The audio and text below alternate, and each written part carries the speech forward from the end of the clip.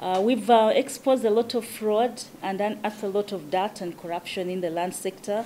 And for that, we are loathed and loved at the same time. We've caused the cancellation of very many titles. At least I know about the 160 plus about 600 others. So a lot of titles in wetlands, in forests, and wildlife agencies have been cancelled. And we've dealt with impunity at very high levels, both in government and in the business world. And in this regard, we haven't shied away, but rather we have boldly investigated the untouchables. The word untouchables is with quotes because it's not the true meaning of the word. And sometimes we've done this at a very high cost. Some of the commissioners have received threats such as, you are not immune to a copper bullet, you know. So, but we've said that won't stop us, that won't deter us, and where we see impunity, we'll speak out against it. We've resolved over 30 mediation cases from what I have learned today, and also others which are more than that, which are not mediated, but where parties just resolve their matters as soon as one of the parties reports to the commission. We've got so many cases where people say they had a serious disagreement, but once one of the parties came to the commission, the other party was ready to resolve, and they didn't even wait for anybody to tell them. They just resolved and closed the file. Complaints from parties is one of the ways of dealing with what they go through. The parties tell us that they feel that they would want to be heard earlier than they normally do in the normal court sessions. And we've been, you know, talking about this, and the good thing is that we have the good ear of the Chief Justice and top administration of the judiciary. And we believe probably the lead time to the hearing of parties will be looked into by the judiciary and probably addressed. And cases of double titling.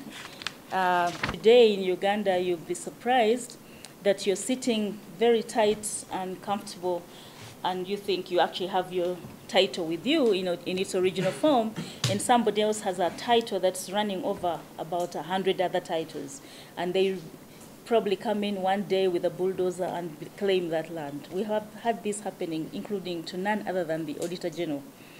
And that we have fought impunity. It's not that we've helped the vulnerable. It's not that we've stood up to the untouchables. It is that we need to produce a good report. And for that, we hope that you will be with us when the lights are out and when the curtains are drawn. This commission is an ad hoc body and has a limited lifespan, like we've already intimated.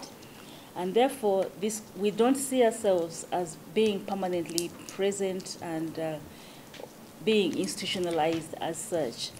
And with that in mind, we have always known and have never been under any illusion that we would replace any government department, be it a ministry, agency, or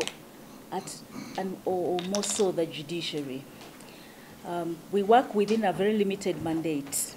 The mandate of the commission is broad and involves a wide range of matters. And we do try and, as much as possible, confine ourselves strictly to our mandate. It includes investigating and inquiring into the manner in which ministries, departments, and agencies handle land-related issues regarding the administration, the registration, and the acquisition and management of land. We identify and inquire into the processes by which the courts and other alternative dispute resolution mechanisms handle disputes as related to land. And whenever anybody questions a term of reference or whether we have the right to question anything done, we do refer to people this particular term of reference, saying we have been mandated to investigate into how the processes are working. And there is no limit as to which part of the process we should investigate or not. So it can be either the beginning, the middle, or the after. So that is the reason we peep into a little bit of what even the judiciary does. We look into the role and effectiveness of the Uganda Land Commission in administering public land, and also how the Uganda Land Commission manages the land fund. The Commission has so far received over 7,200 complaints before us. And when I say we received these complaints, we have received tons and tons of phone calls. They are countless. They are in their tens of thousands. So the 7,200 are the ones we have drawn down and placed into files and followed into investigations. And of these, 50% are on land grabbing, corruption, and fraudulent practices in land. We have held about almost 600 public hearings in the manner that we told you about. All our hearings are public. We've also held a lot of in-camera, which really means off-camera hearings, whenever the situation is necessary, but we try as much as possible to avoid the in-camera ones. As a commission, we can say without any fear that we have saved this government, the government of Uganda, a total of over 1 trillion Uganda shillings from irregular payments. And this is through the investigations that we have exposed, and also through the processes we've used to hold such payments. We have saved government from incurring these significant losses in the following areas. In Isimba hydropower project, where one of the cases alone had claims for rock that had up to 600 billion Uganda shillings, and the other had 132 billion, and another had 70 billion. We've also saved 40,000 billion Uganda shillings from compensations which would have otherwise come out of titles which were made in forests, wetlands, and other wildlife resources. These include titles in the Chibubo Channel, Chinawataka, Namamve, Nambigira, and Mugomba Forest, and also Gunda, and many, many others that we haven't mentioned here.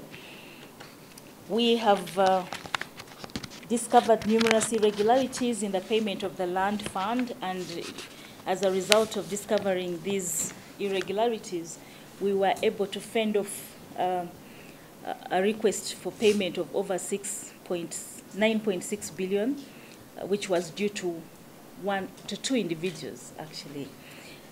When we advise, our role, as you know, is advisory, and we cannot force anybody. We don't have the mandate to do that.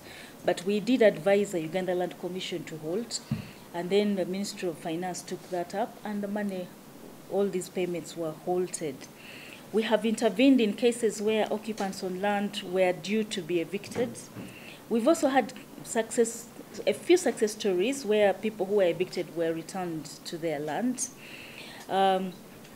We have highlighted the plight of people and caused government to look to find solutions in dealing with their situations.